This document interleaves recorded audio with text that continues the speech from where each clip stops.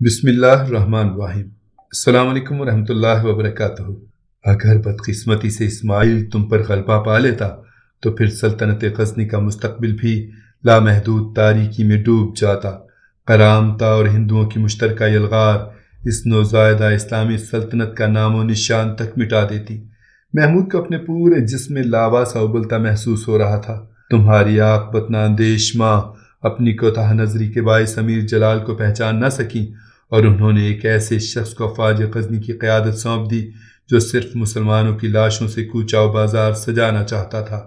مگر جنگ سے چند روز پہلے اللہ نے اہل ایمان کی مدد فرمائی اور امیر جلال کو مفلوج کر دیا۔ یہ کرامتا کون ہے شیخ؟ محمود نے پریشان لہجے میں پوچھا۔ افسوس میں انہیں نہیں پہچانتا تھا۔ مجھے اپنی اس بے خبری پر سخت ندامت ہے۔ نظام شاہ کچھ دیر تک خاموش بیٹھے سوچتے رہے، پھر آہستہ آہستہ ان کے چہرے کا رنگ بدلنے لگا۔ امیر محمود کو محسوس ہو رہا تھا جیسے غزنی کا مرد قلندر کسی اندرونی کرب میں مبتلا ہے۔ پھر نظام شاہ گویا ہوئے۔ شیخ کا لہجہ نفرت و غضب کی آگ میں سلگ رہا تھا۔ فرزند، ایک تم ہی پر کیا منحصر ہے؟ ان فتنہ گروں کو پہچاننے میں تو بڑے بڑے ذی ہوش بھی دھوکہ کھا جاتے ہیں۔ مجھ بورے کو ہی دیکھو کہ آخر تک امیر جلال کو نہ پہچان سکا۔ وہ تو اللہ نے ہر وقت رہنمائی فرمائی، جس کے سبب سے قرمتی بھیڑیا میرے سامنے بے نقاب ہو گیا۔ میں نے ایک دن بے ہوشی کی حالت میں سید امیر علی شاہ کو دیکھا۔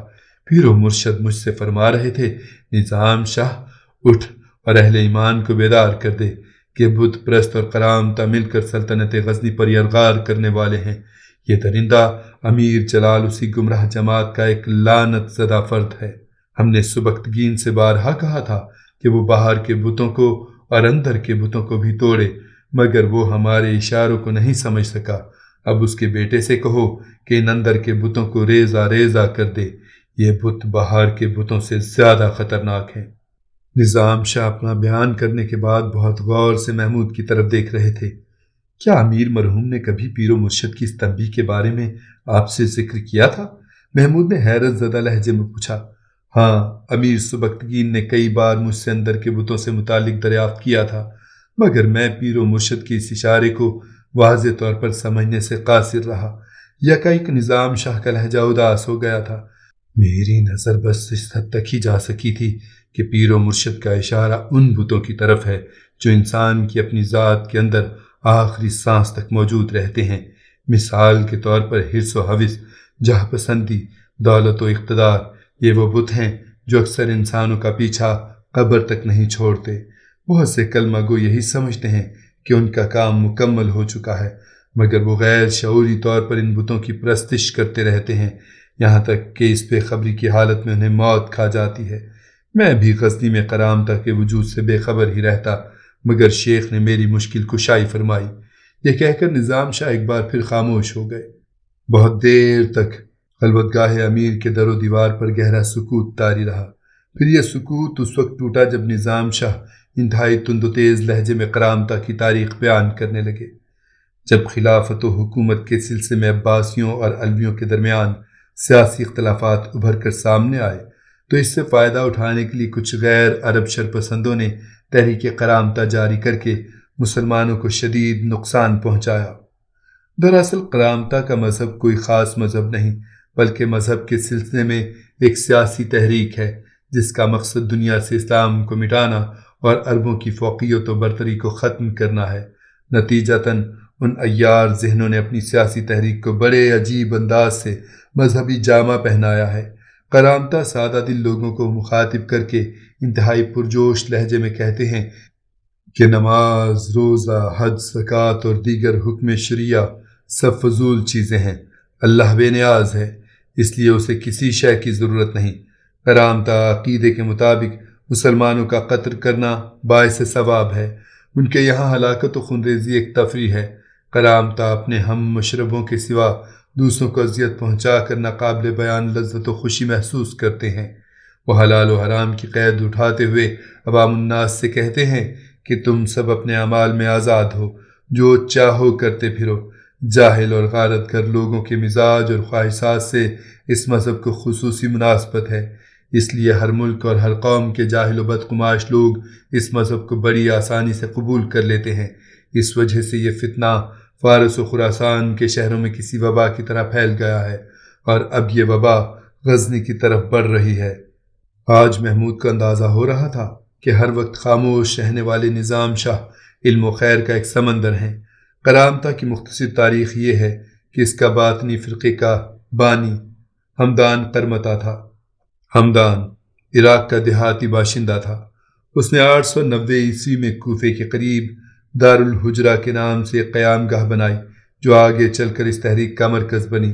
پھر مضافات بحرین کے قصبے قطیف سے ایک اور گمراہ شخص ابو سعید اٹھا اور اس نے 286 ہجری میں مہدی ہونے کا دعویٰ کیا۔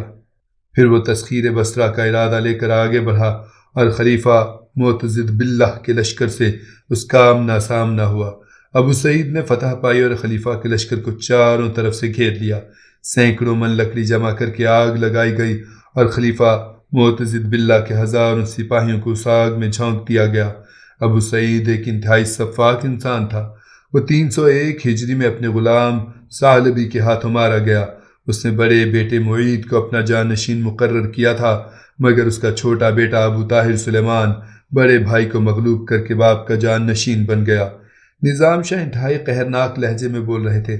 ابو طاہر سلیمان نے ہجر، قطیف، طائف کے علاقوں میں اپنی حکومت قائم کر لی۔ ابو طاہر کی سلطنت میں موجودہ بحرین کا علاقہ بھی شامل تھا۔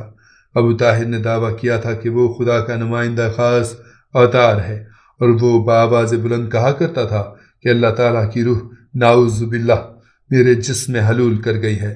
ابو طاہر سلیمان نے 311 ہجری میں بصرہ پر حملہ کیا اور بڑی تباہی مچائی۔ 312 ہجری میں حاجیوں کے قافلے کو بھی لوٹا۔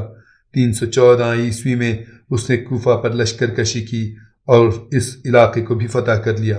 316 ہجری میں انبار فتح کرنے کے بعد رحبہ پر بھی قبضہ کر لیا، اور تمام مارکوں میں اس نے مسلمانوں کی بہت بڑی تعداد کو قتل کر دیا۔ ہزاروں سپاہی قید کر لیے گئے، بعد میں انہیں بھی موت کے گھاٹ اتار دیا گیا۔ ابو طاہر نے شہر ہجر کو دارالحکومت قرار دے کر ایک عالی شان مسجد تعمیر کرائی اور اسے دارالحجرہ کے نام سے موسوم کیا۔ نظام شاہ کچھ دیر کے لیے خاموش ہو گئے۔ وہ ابو طاہر سلیمان کی سفاکیاں بیان کرتے کرتے ناقابل بیان اذیت و کرب میں مبتلا نظر آ رہے تھے۔ اب ابو طاہر پر یہ خبت سوار تھا کہ لوگ خانہ کعبہ کو چھوڑ کر دارالحجرہ کا طواف کریں۔ اپنے اس ناپاک منصوبے کو تکمیل تک پہنچانے کے لیے وہ 319 ہجری میں حج کے موقع پر مکہ مکرمہ پہنچا۔ یوم ترویا کو ابو طاہر گھوڑے پر سوار ہو کر شمشیر بے نعام لیے مسجد حرام میں داخل ہوا۔ پھر اسی مسجد کے صحن میں بیٹھ کر اس نے شراب پی، طواف میں مصروف حاجیوں کو قتل کیا اور ان کا مال و اسباب لوٹ لیا۔ حرم شریف میں 1700 مسلمان شہید کیے گئے۔ وہ سب کے سب احرام باندھے ہوئے تھے۔ مکہ شہر میں بھی کرامتہ نے قتل و غارت کا بازار گرم کر رکھا تھا۔ چاہے زمزم اور مکہ معظمہ کے کئی دوسرے کنویں مسلمانوں کی لاشوں سے بھر گئے۔ یہ کہتے کہتے نظام شاہ رونے لگے۔ نفرت و غضب کا غبار ان کی آنکھوں سے پانی بن کر بہنے لگا۔ اگر ایسا نہ ہوتا تو شدت درد سے نظام شاہ کے دل میں کئی شگاف پڑ جاتے۔ ہائے اہل غزنی کی بے کسی اور شیطانوں کا رقص درندگی! نظام شاہ کا لہجہ اس قدر دردناک تھا کہ والی غزنی بھی بے اختیار ہو کر رونے لگا۔ محمود کو ایسا محسوس ہو رہا تھا جیسے نظام شاہ صدیوں پہلے شہید ہونے والے مسلمانوں کا ماتم کر رہے ہیں۔ بہت دیر تک نظام شاہ کی حالت غیر رہی۔ پھر جب برسوں سے سلگتے ہوئے جذبوں کا لاوا آنکھوں کے راستے سے بہہ گیا تو نظام شاہ کے چہرے پر قہر و نفرت کی وہی آگ روشن ہو گئی۔ فرزند تم نہیں جانتے کہ اس خبیث و ملعون ابو طاہر نے خانہ خدا کے ساتھ کیا سلوک کیا۔ والی غزنی بھیگی ہوئی پلکوں کے ساتھ گوش بے آواز تھا۔ رحمت للعالمین صلی اللہ علیہ وآلہ وسلم کے بے شمار نام لیواؤں کو تہہ تہہ کرنے کے بعد ابو طاہر نے خانہ کعبہ کا چبوترا اکھڑوا دیا اور پھر بڑے وحشیانہ انداز میں شیطانی نعرہ لگایا، میں ہی اللہ ہوں اور اللہ میں ہی ہو سکتا ہوں۔ نعوذ باللہ، میں نے ہی لوگوں کو پیدا کیا اور میں نے ہی موت کے گھاٹ انہیں اتار دیا۔ پھر 14 ذی الحج کے بعد ابو طاہر حجر اسود کو اتار کر اپنے دارالحکومت کی طرف لوٹا۔ ابو طاہر نے حجر اسود کو دارالحجرہ کی جامع مسجد میں مغرب کی جانب آویزاں کر دیا تھا۔ حجر اسود تقریباً 22 سال تک ابو طاہر کے قبضے میں رہا۔ اس بدامنی کی وجہ سے 10 سال تک حج بھی موقوف رہا۔ 10 محرم 339 ہجری کو حجر اسود دوبارہ خانہ کعبہ میں نصب کر دیا گیا، کیونکہ ابو طاہر دارالحجرہ کے حج کے لیے لوگوں کو اس طرف متوجہ کرنے میں ناکام ہو گیا تھا۔ اس شیطان کا خیال تھا کہ اہل ایمان حجر اسود کی وجہ سے قطار در قطار دارالحجرہ میں جمع ہونے لگیں گے، مگر اہل ایمان میں سے کوئی شخص بھی ادھر نہیں گیا۔ پھر وہ مردود چیچک کے مرض میں مبتلا ہو کر اس طرح مرا کہ دیکھنے والوں کو عبرت ہوتی تھی۔ مگر اس کے پیروکار آج بھی دنیا میں موجود ہیں، اور خبیثوں کی اسی جماعت کا ایک فرد امیر جلال بھی ہے۔ آپ حکم دیجئے شیخ کہ میں اس کتے کے ساتھ کیا سلوک کروں؟ جوش غضب میں محمود اٹھ کر کھڑا ہو گیا تھا۔ بیٹھ جاؤ فرزند، نظام شاہ نے آہستہ سے کہا۔ تم جس طرح مناسب سمجھو امیر جلال کو سزا دے دو، وہ تو کرامتا کے ایک حقیر سا اعلی کار ہے، اس کے سوا کچھ نہیں۔ پہلے اس سے معلوم کرو کہ تمہاری فوج میں سے کون کون اس کے نظریات کا حامل ہے۔ جب وہ تمام بھیڑیے بے نقاب ہو جائیں تو ان سب کا صفایا کر دو۔ یہ فتنہ پرواز لوگ کسی وقت بھی تمہاری پشت پر وار کر سکتے ہیں۔ محمود کا غصہ آہستہ آہستہ کم ہونے لگا۔ اب وہ جوش کے بجائے ہوش کی منزل کی طرف لوٹ رہا تھا۔ میری باتیں بہت غور سے سنو فرزند۔ مختصر سے سکوت کے بعد نظام شاہ دوبارہ محمود سے مخاطب ہوئے۔ مجھے تمہارے باپ سے بہت امیدیں تھیں۔ امیر مرحوم نے شروع میں میری باتیں بہت توجہ سے سنی اور کسی حد تک ان پر عمل بھی کیا، مگر پھر وہ دنیا داری میں گھس گئے، یہاں تک کہ آخری وقت میں غلط وصیت کر کے انہوں نے سلطنت غزنی کو بہت نقصان پہنچایا۔ اگر صحیح طور پر اقتدار منتقل ہو جاتا تو مسلمان جانباز بے مقصد نہ مارے جاتے، اور آج غزنی کی فوج کتنی طاقتور ہوتی کوئی اس کا تصور بھی نہیں کر سکتا۔ مجھے والد محترم کی اس کوتاہی کا احساس ہے۔ محمود شرمسار نظر آ رہا تھا۔ میرا ایک خواب ہے فرزند، نظام شاہ نے بے ساختہ کہا، اور پھر ان کے چہرے پر الجھن کے آثار نظر آنے لگے، جیسے کسی احساس نے انہیں اپنے خواب بیان کرنے سے روک دیا ہے۔ شیخ کیا خواب؟ محمود نے بے قرار ہو کر کہا۔ شیخ آپ کہہ کر تو دیکھیے، ہونٹوں کو جنبش تو دیجیے، چشم کرم کا اشارہ ہی کیجیے، تاج شاہین قدموں میں رکھ دوں گا۔ والی غزنی سمجھ رہا تھا کہ نظام شاہ اپنی کسی خواہش کا اظہار کرنا چاہتے ہیں۔ میں اپنا خواب بیان کرتے ہوئے ڈرتا ہوں فرزند۔ یکایک نظام شاہ کے لہجے سے انتہائی شکستگی ظاہر ہونے لگی تھی۔ محمود پہلے تو سناٹے میں آ گیا، پھر رک رک کر کہنے لگا، آپ ڈرتے ہیں شیخ؟ والی غزنی کے لہجے میں شدید حیرت تھی۔ جو موت سے نہیں ڈرتا وہ؟ محمود کی زبان لڑکھڑا گئی۔ موت کا مسئلہ میری ذات سے وابستہ ہے۔ نظام شاہ کے لہجے کی اداسی بدستور تھی، مگر میرے خواب کا تعلق دوسروں سے ہے۔ کاش وہ خواب بھی میرا ذاتی مسئلہ ہوتا۔ نظام شاہ کے ہونٹوں سے ایک آہ سرد نکلی اور چہرے پر برسوں سے سلگتی ہوئی آرزو کا دھواں پھیل گیا۔ میں نے تنہا اپنے اس خواب کی تعبیر ڈھونڈنے کی بہت کوشش کی، مگر اکیلا بھی تھا اور عاجز بھی، اس لیے ناکام رہا۔ والی غزنی نے نظام شاہ کو اتنا دل گرفتہ پہلے کبھی نہیں دیکھا تھا۔ شیخ اس خادم کے سامنے اپنا خواب۔ فرط حیرت سے ایک بار پھر محمود کی بات نامکمل رہ گئی تھی۔ امیر سبکتگین نے بھی مجھے بہت آسرا دیا تھا۔ نظام شاہ کی زبان سے دل کا درد جھلک رہا تھا، لیکن امیر مرحوم مجھ ناتواں کو راستے ہی میں چھوڑ کر چلے گئے۔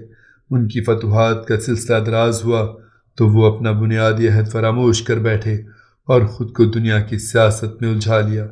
کبھی مجھ سے میرے خواب کے بارے میں پوچھا ہی نہیں، پھر کس سے کہتا اور کیوں کہتا؟ اب تم سے اس لیے ذکر کیا ہے کہ زندگی کا کوئی بھروسہ نہیں، کون جانے کہ کب مجھ سے پیچھا چھڑا لے اور میرا خواب کفن کی طرح جسم سے لپٹ کر قبر میں دفن ہو جائے۔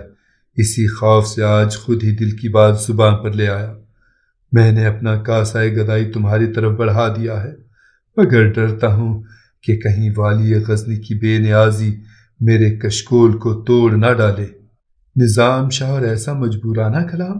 محمود لرز کر رہ گیا۔